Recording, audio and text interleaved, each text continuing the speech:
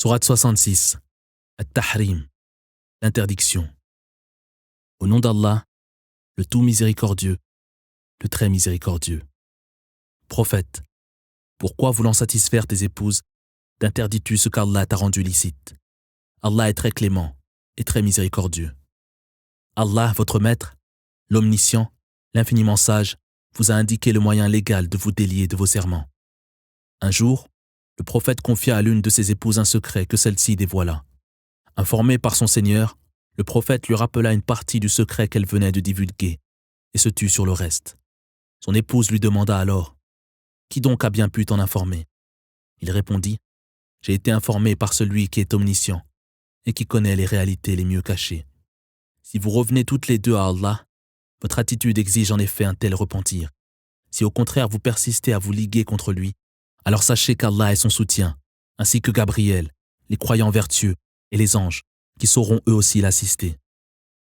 Son Seigneur pourrait très bien, s'il vous répudiait, lui faire don en échange d'épouses meilleures que vous, soumises à Allah, croyantes, obéissantes, pleines de repentir et de dévotion, jeûnant assidûment, ayant déjà connu le mariage ou encore vierges.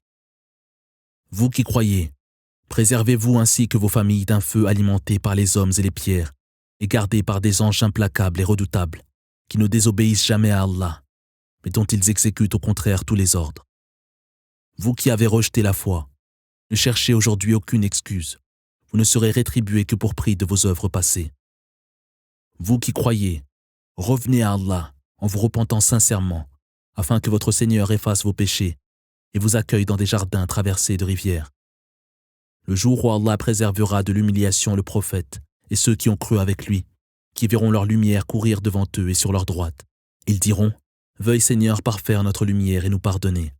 Tu as pouvoir sur toutes choses. » Prophète, mène une lutte sans merci contre les impies et les hypocrites, qui tous sont voués à la géhenne, et quelle horrible demeure.